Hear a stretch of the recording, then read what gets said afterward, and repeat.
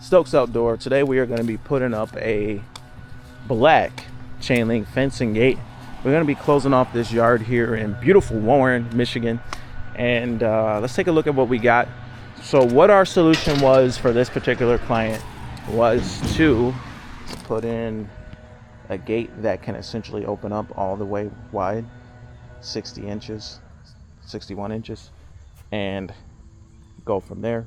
The post is going to go here in the corner, and then another post is going to go here, and then we're going to finish off this yard with just a partial fence, not going the whole way, but along this side here. So I'll show you guys the process. Our first step is going to be to put this first terminal post in right here, and we'll show you how that looks. See you in the next scene.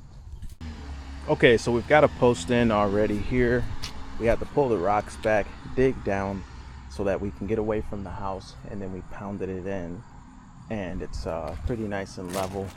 Now we've ran a line on that, and we're gonna go ahead and put our corner post in. You can see the line there, and we also took a line down and sent it down the other side. Now it was tricky for us to figure out the distance for this line. It's kind of hard to see, but the distance from this line from the sidewalk, because the grass is so overgrown, you can't really see from you really can't get a good sight of for a straight fence. So we measured off of the house here over to our line.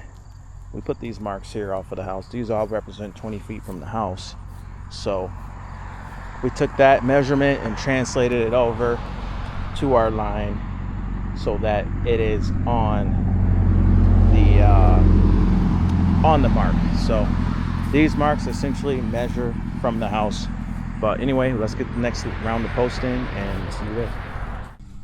Okay, so at this point we've got all of our posts in the ground, and we are now taking a string to give us a look at how our top railing is going to look. Hopefully that shows up good on camera. The string's kind of skinny, but we've set this to the height and we're seeing how it looks. I feel that it drops down kind of fast here.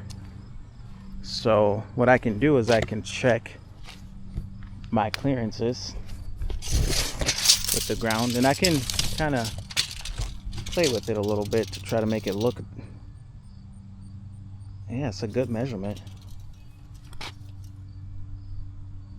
It's a pretty good measurement. But what if I just take a little bit of this drop and I'm running a piece of tape on everyone, but I'll take it, and if I just let it fall down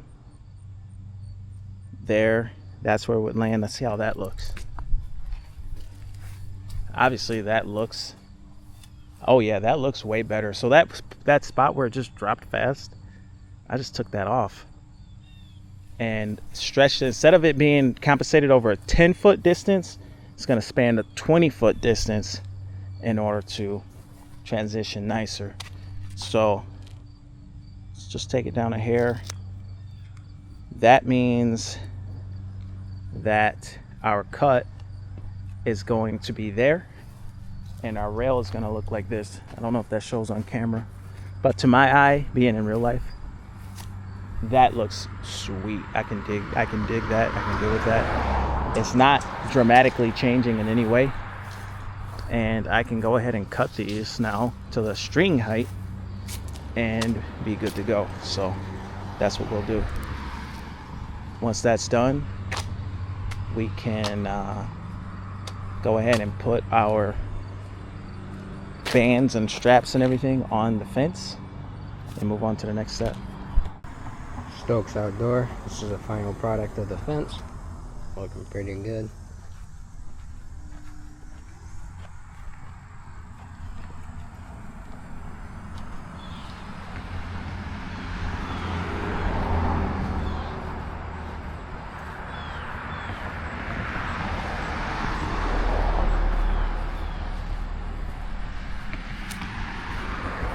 Nice little 100-foot chain link job.